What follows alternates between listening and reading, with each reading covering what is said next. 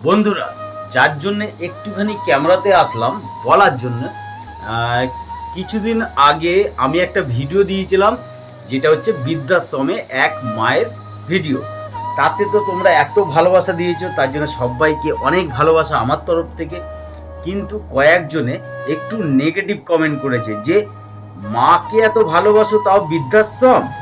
আবার এই আমার নিজের রক্তের মা আর বাবা না ফেরার দেশে চলে গেছে, আর সেই মর্মটা কি সেটা আমরা ভালোভাবে বুঝি, যে মাথার ছাদ যেটা থাকে সেটা কি থাকে, আর সেই ভালোবাসাটা আবার পাওয়ার জন্য আমরা বৃদ্ধাশ্রমে প্রায় যাই। আর যারা বাজে মন্তব্য করেছো তাদেরকেই এটা আমি বললাম যে ওই বৃদ্ধাশ্রমে যে মা বাবারা রয়েছেন আমাদেরই মা বাবা, অতএব বাজে কমেন্ট না করে একটু বুঝে নিও।